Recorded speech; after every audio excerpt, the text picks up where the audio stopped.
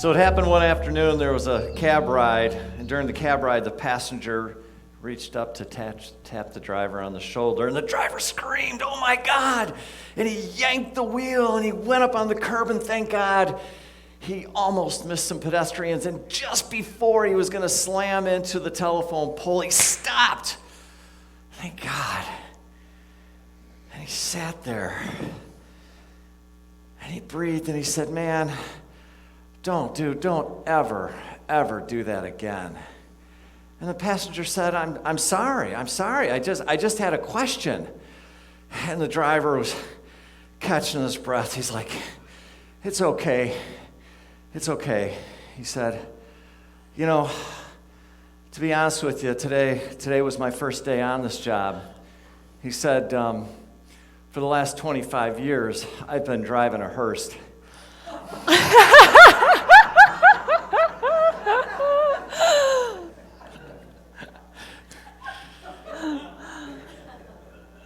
And so today, we're going to be talking about this idea of possibilities. We're going to be talking about this idea of unlimited thoughts and unlimited you. And I just want to take a minute and thank you, Joan, for making these amazing signs. Do you guys see what she does every single month for us? So cool. So thank you.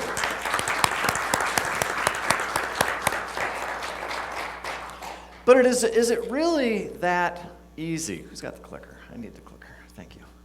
Is it really that easy? I mean, is it really just a matter of having unlimited thoughts and everything is going to work out that way?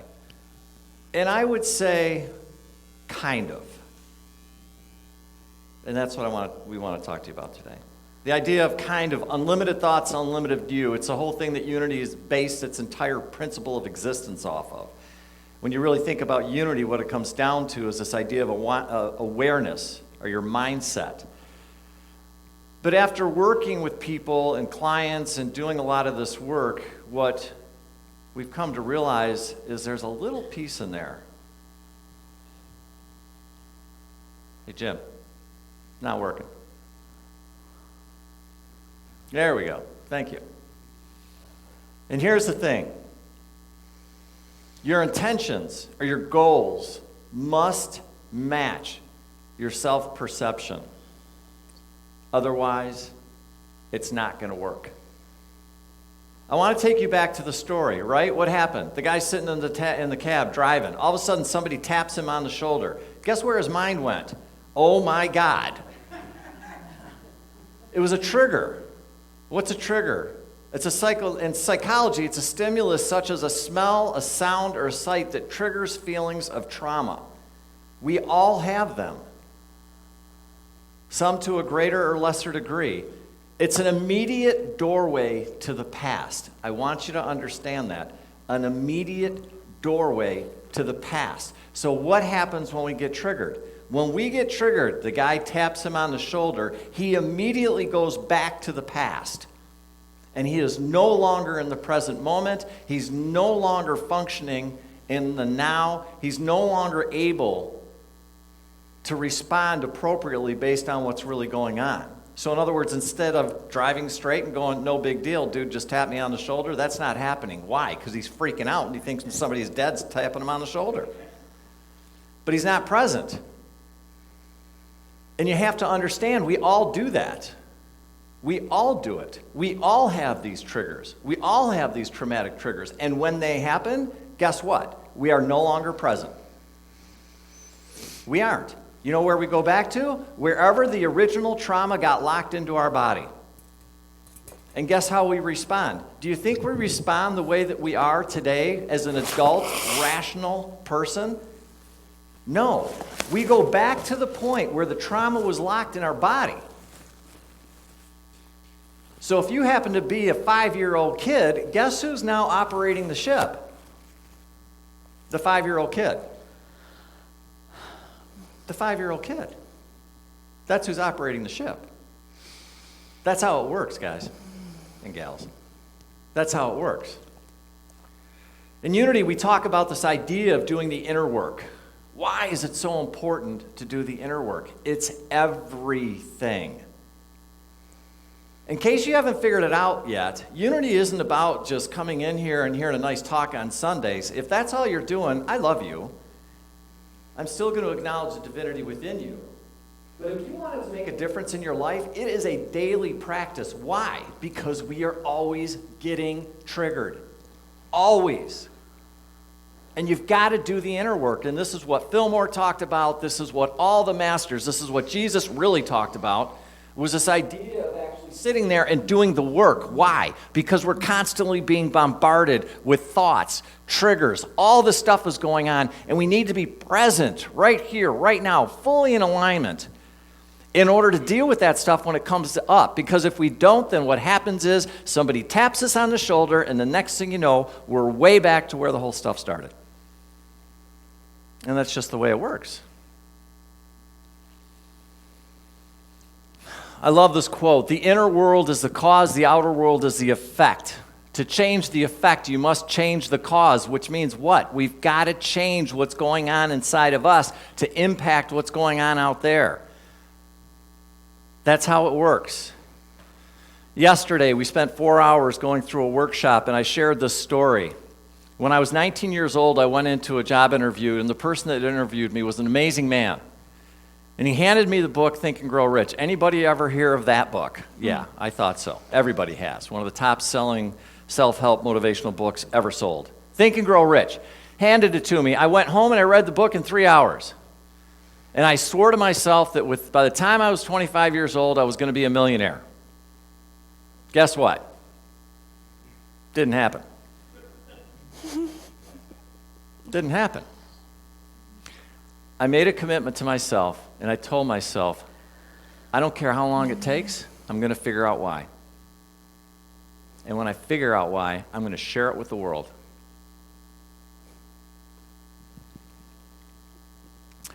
Upon looking at it, what I realized is that there was an internal conflict between what my intentions or my goals or my beliefs were and my self-perception.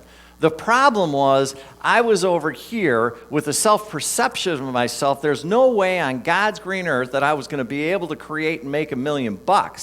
Although everybody told me that if I just set a goal and I stay focused on it, then the $1 million was going to show up like magic. That's what I heard. Now, it doesn't matter right, wrong, or indifferent. It didn't matter how I interpreted that book, but that was my understanding of it when I was 19 years old. But it didn't happen because my self-perception was the problem. And so what happened is, I just want to give you this visual of what it sounded like, right? I want to make $1 million. And then I would tell myself, well, wait a minute. I've never done that before. Wait a minute. I want to make $1 million. But wait a minute. After a while, I was trying to do it. I found myself not always doing what I was supposed to be doing. Then I started telling myself I wasn't disciplined enough. But wait a minute. I know I can do this. I want to make $1 million. I have no idea how to make $1 million. Not a clue on how to do that. But wait a minute. I really, really want to make $1 million. I'm saying my affirmations. I'm doing everything the book tells me to do. I'm doing it. But after time, what happens? You start getting the thought or the impression, I don't think I can do this. And then one last deep gasp, but I really want to make $1 million. And then eventually the thought comes as, nah, that ain't going to happen. I'm a failure. Anybody have that scenario happen? We all have. To a lesser or greater degree, we all have. Because what's going on? Our perceptions of who and what we are different than our alignment of what we're trying to create in our life. So the work was then to get my limited self-perceptions, what I think about myself, who and what I'm capable of, and my limited beliefs in alignment with my intentions. That was the work, and that's what I realized, is all of a sudden it's like, wow, so in other words, if I really want to create this stuff in my life, then what I really need to work on is my self-perception. Because you have to understand, we have self-perceptions about every single aspect and area of our life. I don't care if it's health, I don't care if it's relationships, I don't care if it's money, I don't care if it's your spirituality, I don't care. We all have self-perceptions on these different areas of our life. Anybody ever read this book, Psycho-Cybernetics? It was written back in the 50s. It's absolutely one of my favorite books. It's a fantastic book. It's not in print, but you can get copies of it. In it, Maxwell Maltz says, you act and feel not according to what things really are like. So in turn, you're not in reality, but according to the image your mind holds of what they are like. So in other words, your perception of what they're like, not what's really going on, but your perception of what's really going on. It follows that if our ideas and mental images concerning ourselves are distorted, if our self-image is distorted, then our reactions to our environment will likewise be inappropriate. So in other words, we can only show up and do what we think about our own self-perception. Right? So again, if we want to do something, if we really want to make a difference in our lives, it's not good enough just to set goals, although I love setting goals. But we also have inner work to do. So our intentions must match. Our goals must match what our self-perceptions are. And if they don't match, there is going to be a conflict, without a doubt. And guess who wins for that conflict? The perception. Every single time. Now that's what happens. So, now you're sitting there going, well, okay. Now what, Mike? So, I thought we would have a little bit of fun today, and I'm just super excited to have my beautiful wife come up here and share her thoughts. Because we have spent a lot of time together, and she's done some amazing work and just has a super cool thing she wants to share with you this morning. So come on up, babe. I'm going to grab that chair. So I think one thing that we can get lost in is, like Michael was saying, we say the positive mantras. We do that work. Oftentimes we even are aware of what our perceptions are about ourselves that don't feel very good, right? A lot of you know that voice, that inner critic. You know its patterns, you know what it likes to say to you, but we don't necessarily know how to shift it. And so much of the work that I've done over the years of my life is about how do we actually integrate change? Because just a positive mantra doesn't quite cut it most of the time, right? So one of the new thought movements and things that we've realized here is that it's not exactly what happens in the outer world. It's our thoughts about it that create our experience, right? Does everybody follow that? We know that. And what we've learned over years is that it's actually not our thoughts that we can get much control out of. Our thoughts are pretty automated. The thoughts are stemming from our core perceptions about ourselves and about the world. And as I've worked with people over the years, one thing I've really, really realized is that most people only have 3 to 5 really deep core perceptions about themselves that are very unhelpful. And all of these thoughts just are the story. They're just the story that we project on whatever's happening based on our core beliefs about ourselves. And what we've realized in the past maybe 20 years is that before even the core perceptions is our body. Our body is really the first responder to situations, our nervous system. So how this works is that when you walk into a room, there's something called neuroception. And the neuroception is saying, am I safe here? Are these people safe? And am I safe? And depending on what your nervous system detects based on your past, your traumas, your life blueprints, it's going to trigger a certain core belief. And based on the core belief gets triggered, it's going to create a story about the situation. And that's when you actually become aware. So this, the body, this pattern, the belief, comes online and projects well before your awareness even happens. Do we have a slide for that?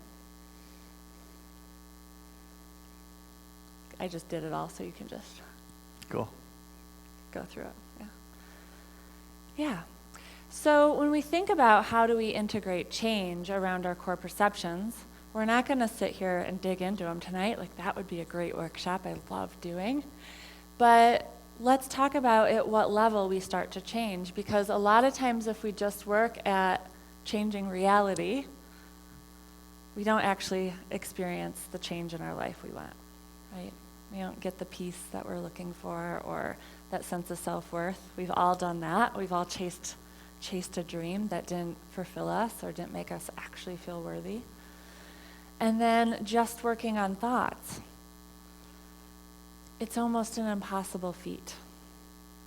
The longer I practice, I've been practicing 20 years, I absolutely refuse to do behavior therapy or much even thought thinking therapy, because these things are so automated in our mind, in our life. We have to go deeper. And so we really have to get to the core perceptions, and we have to reprogram them at the level of the body. It's the level of feeling. So hence when I do meditations, I'm asking you to breathe, I'm asking you to feel, because it's if we give the body a new experience, which we do through feeling, it actually starts to reprogram the neural pathways, and then the thoughts start to shift, and then our external world starts to shift. I got to jump in here because to me, this is profound work. I mean, you think about personal growth and development over the past 30, 40, 50, 60, 100 years, and it's always been about changing your mind. And really what's being said is your mind is really the second thing that shows up. It's the body that reacts first. Especially, and this is one thing that Leah has spent a lot of time studying lately, is with trauma situations.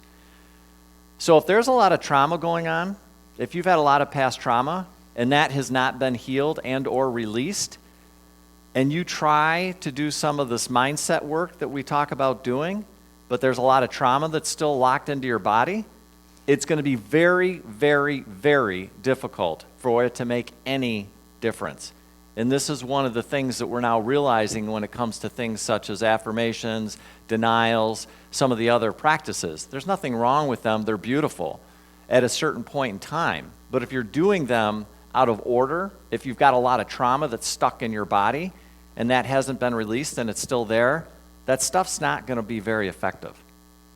It's not. And that's why this work that she's doing is so beautiful. And to me, it's brilliant. It's almost like the next level of human evolution, in my opinion. That's good. That's good. I like Thanks, it. babe. So let's talk about how do we start to be more effective at, I like to think about it like embodying our intentions. How do we start to have like this embodied imagination? So we're not going to work on trauma release today. We're not going to go quite that deep, but we can work on something called intentional meditations. And so I'm actually going to do something a little interactive with you, because that's how I roll. And I'm going to have you just stand up. If you're capable of walking around. If you're not, feel free to be seated. People will it'll still work for you. And I want to have us just feel your body, just tapping in, like what is your nervous system feeling? So if your nervous system is a little heightened, you might feel a little nervous somewhere in your body. You might feel your energy's a little bit like high strung. Or you might feel shut down. Sometimes the nervous system, it'll either kind of be way up or way down. Just feeling like checking out or leaving. This is when the nervous system goes into shutdown. Or you might just feel good. So I'm going to have you feel your body while you just mill around the room. And just make eye contact with the people you see. So walk around. And Start just milling. quietly. All right. And just notice your body. No talking, please. No talking. I just want you to feel your body. You might feel the desire to hug. It might feel uncomfortable.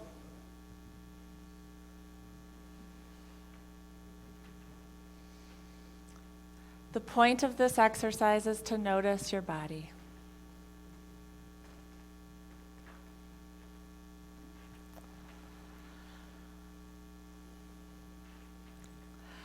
All right, and you can stop kind of where you are, just stand. If you're comfortable standing. And we're just going to do an embodied, intentional meditation.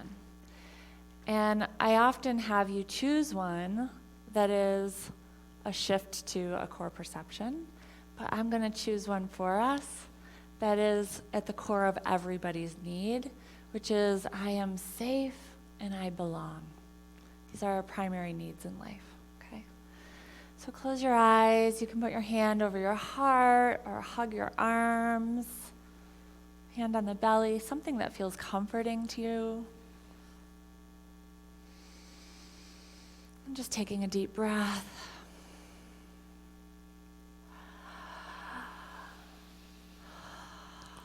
You're just going to say the mantra to yourself, I am safe and I belong here.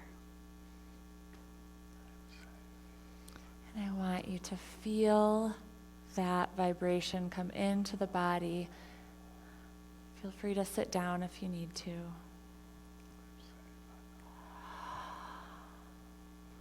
Feel what starts to shift in the body the more you sit with this vibration.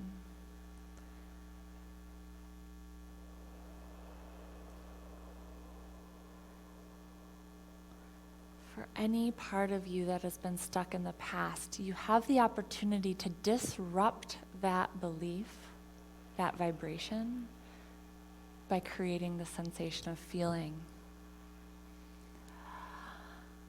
I am safe. This is where I belong right now.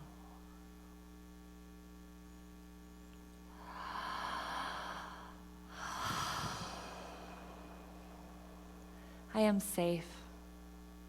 I belong here.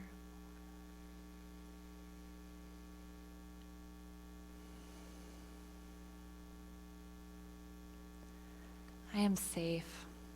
It feels good to feel safe amongst all these people.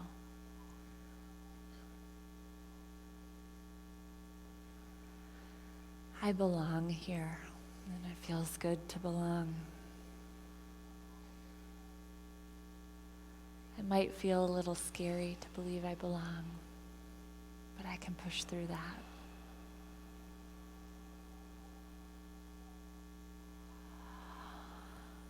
I belong.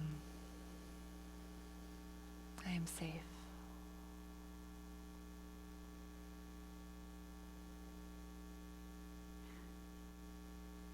Really bringing that vibration into your whole body.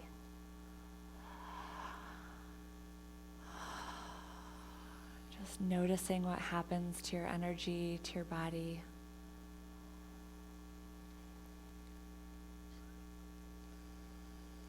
Notice what happens to your face when you feel a sense of safety and belonging.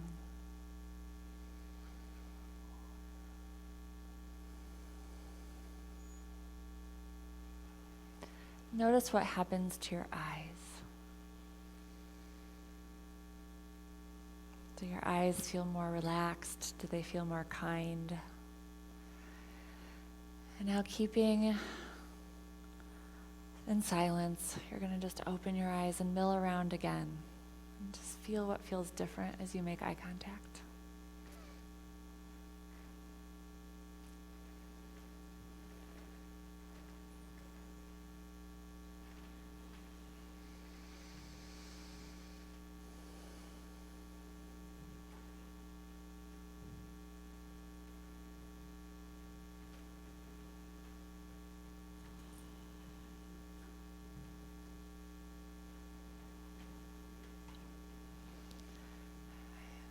You and make your way back to your seat. What time should we finish? I got it. I'm good. No. Oh, you got it. That's fine. You got about 5 more minutes.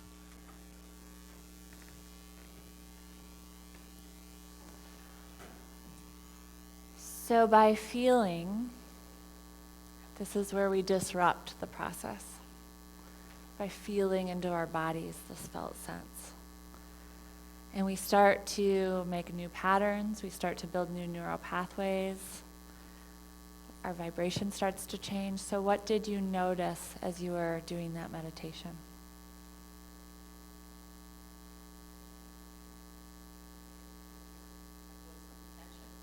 Some tension released. Yeah.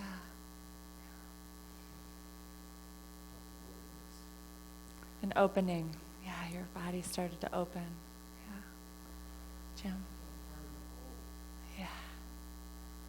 Yeah. It's beautiful. What did you notice the second time you made some eye contact? How did it feel different?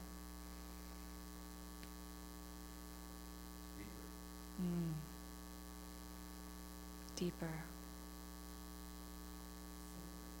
Safer. The eyes were kinder. Yeah, easier. Wings? Say more about that. Yeah. Oh, yeah. This expansion happens. Yeah. So I invite people to use these intentional meditations very intentionally. So before you walk into a community, I think community is hard for all of us, right? We're always gauging, am I okay? We're always gauging connection.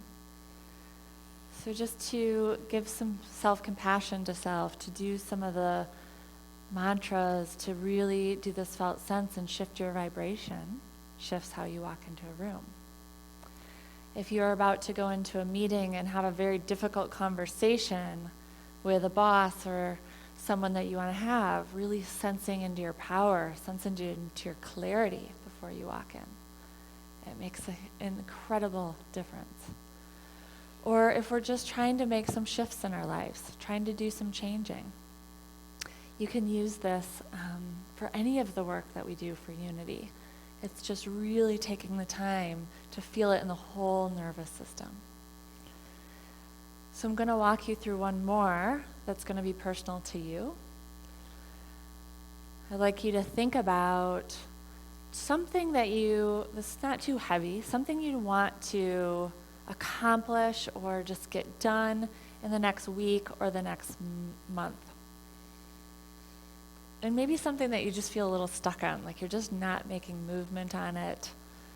Maybe you have a huge block on it, or maybe it's just not flowing.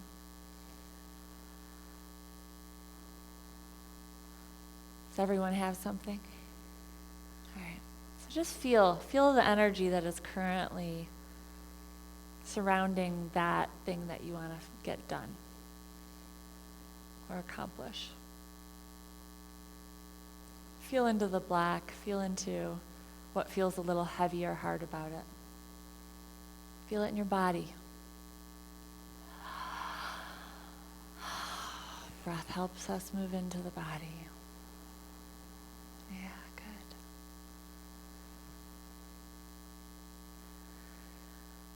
Now I'm going to ask a question, and I want you to feel the answer in the body before you use your brain to make sense of it. Okay?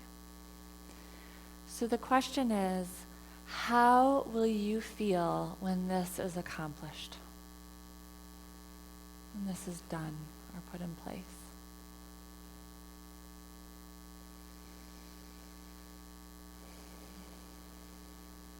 And breathe into that.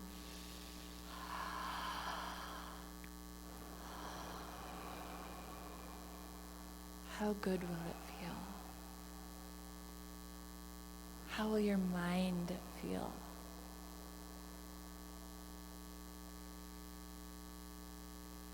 Really allow that vibration to take over the body.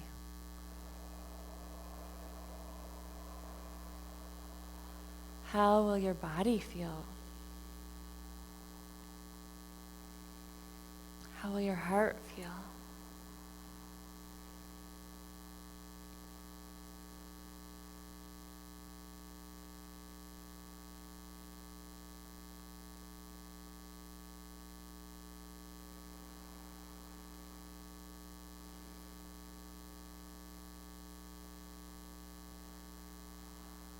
Just really bring that vibration into your body, into your awareness.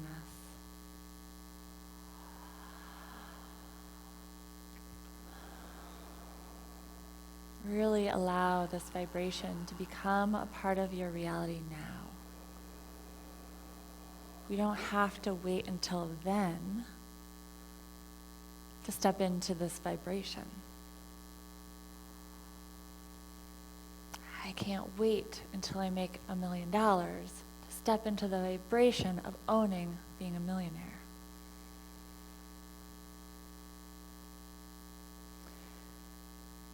For me, a lot of times on this side of my project, I feel a sense of overwhelm. I feel a sense of not clear on how I'm going to get there. But if I think about the finished product and I think about how I'll feel when it's done, all of a sudden my brain starts to wire on how to get there. So just really feel your finished product.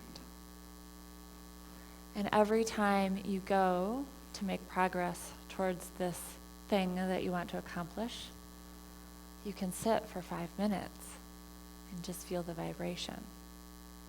It's like sharpening the axe before you start to cut.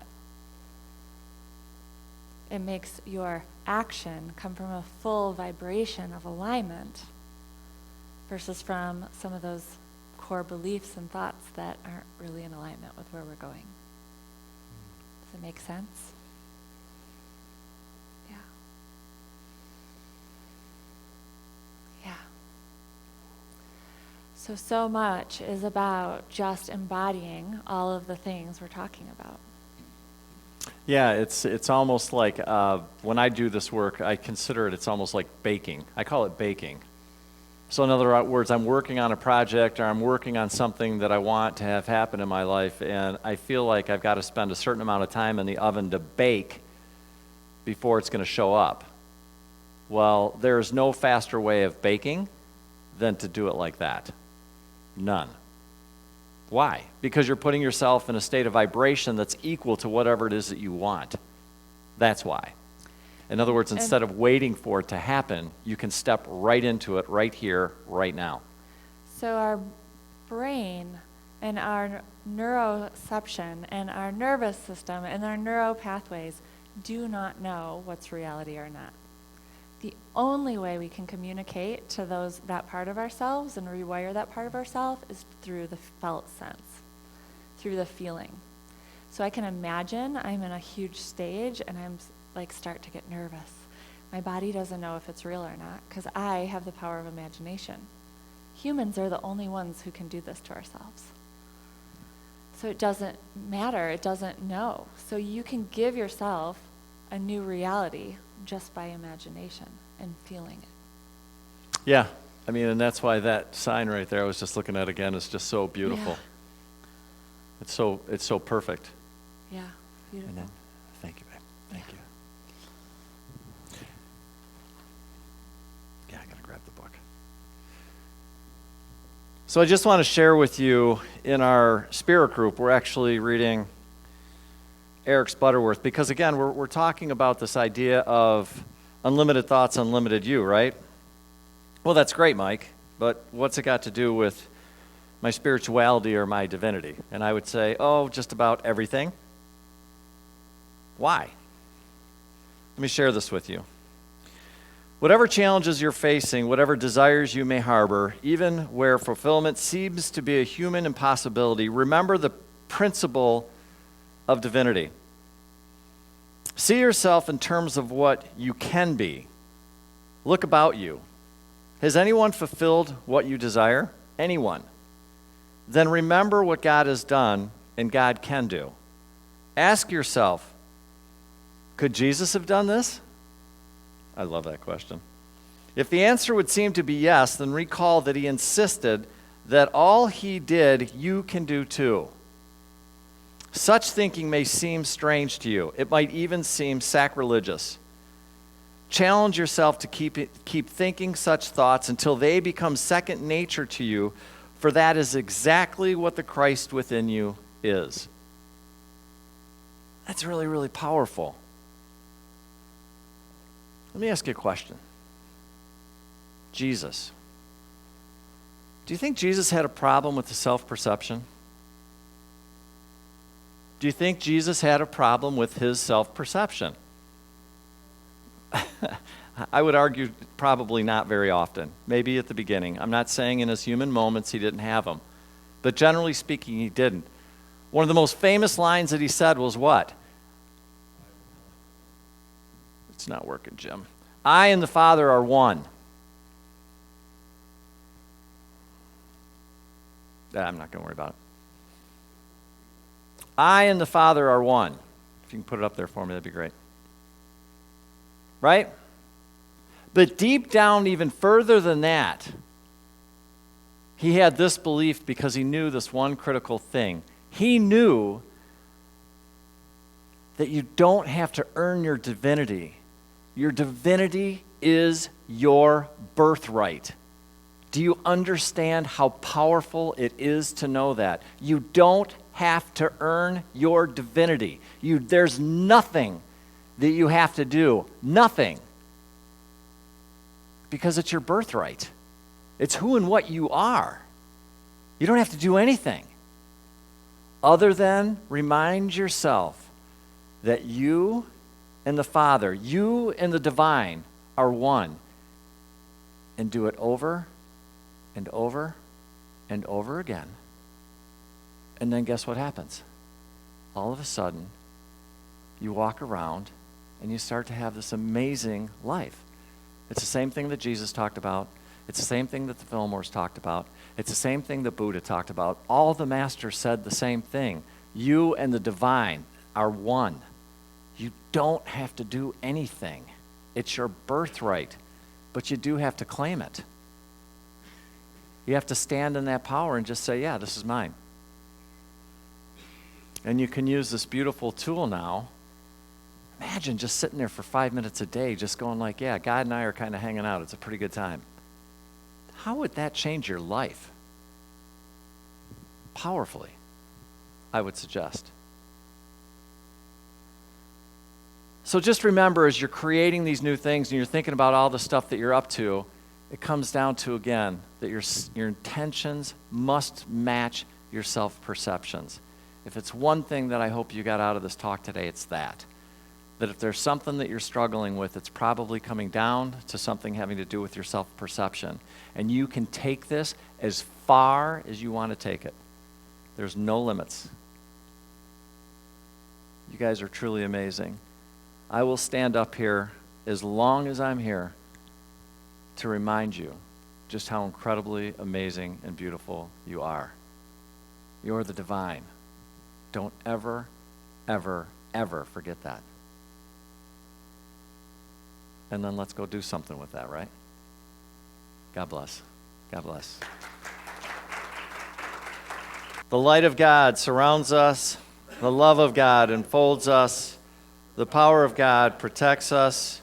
The presence of God is within us. Wherever we are, God is, and all is well. And then if we can make a circle and sing the peace song.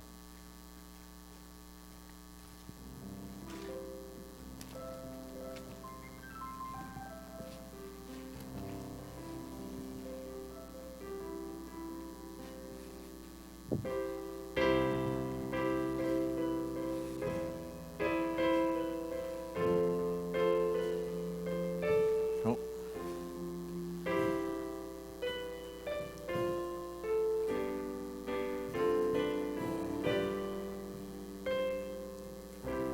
There she goes. Awesome. Let there be peace.